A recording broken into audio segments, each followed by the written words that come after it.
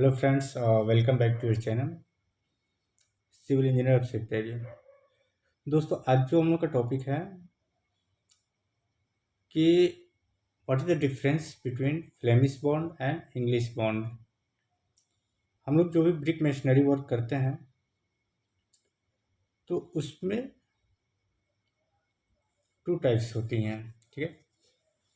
एक होता है फ्लेमिश बॉन्ड, एक होता है इंग्लिश बॉन्ड।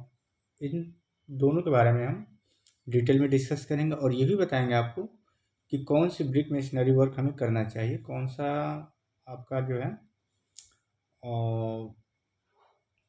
जिसकी सर्विसेबिलिटी भी ज़्यादा हो और काफ़ी मजबूत रहे, ठीक है, आपकी बिल्डिंग के लिए। ठीक है फ्रेंड्स, तो फर्स्ट ऑफ ऑल हम बात करते हैं ब्रिक के बारे में। ठीक है, ब्रिक जो होता है उसकी साइज, जैसे कि हम लोग बुक्स में पढ़े हैं कि 19 गुणे 9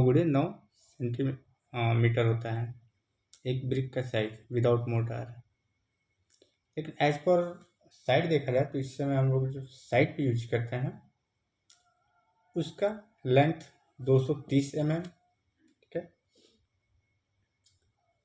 विड्थ चौड़ाई होती है वो होती है आपका 114 mm और मोटाई जो होता है वो होता है 73 mm, 70 से 73 mm, ठीक है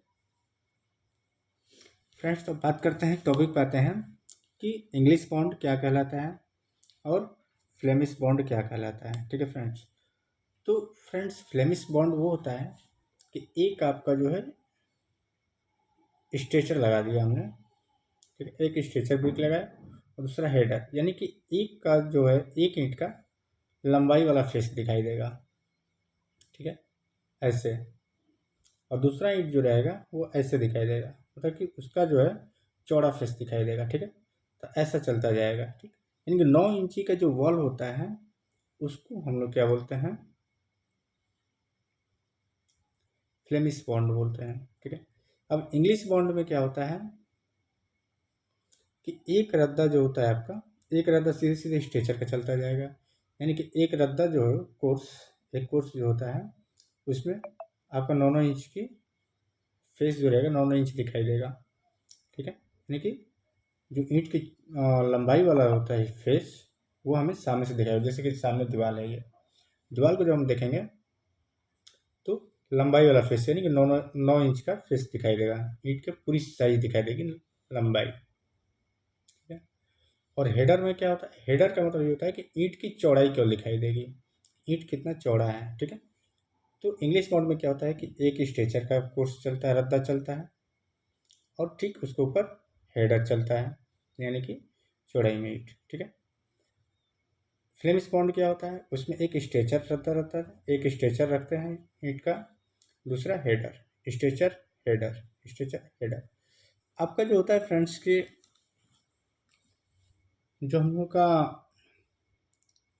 फ्लेमिश बॉन्ड होता है वो काफ़ी मजबूत माना जाता है और काफ़ी मजबूत होता भी है, ठीक है। वो लोड बेयरिंग होता है, ठीक है। ओके फ्रेंड्स, तो उम्मीद करता हूँ कि आप सबको अच्छे से समझ में आया हो कि इंग्लिश बॉन्ड क्या होता है, फ्लेमिश बॉन्ड क्या होता है। इंग्लिश बॉन्ड वो होता है जिसमें एक रद्दा स्ट्रेचर और ठीक उसके ऊपर वाला रद्दा हेडर का हो, ठीक है। इंग्लिश और फ्लेमिश बॉन्ड क्या होता है जिसमें एक ही रद्दे में, एक ही रद्दा जो चला रहे हैं, एक रद्दा, उसमें एक स्ट्रेचर लगाओ, एक स्ट्रेचर फेस में ब्रिक लगाओ, दूसरा हेडर, फिर नेक्स्ट स्ट्रेचर, फिर हेडर, स्ट्रेचर हेडर, ऐसे लगाओ, ठीक है।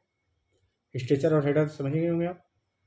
स्ट्रेचर वो होता है कि अगर दीवार को हम सामने से इसे देखें, ठीक है, तो स्ट्रेचर वो होता है कि उसकी लंबाई, ईंट की लंबाई दिखाई दे, ठीक है। और हेडर वो होता है कि जिस ईंट की चौड़ाई दिखाई दे, चौड़ा वाला फेस दिखाई दे, ठीक है फ्रेंड्स। ओके।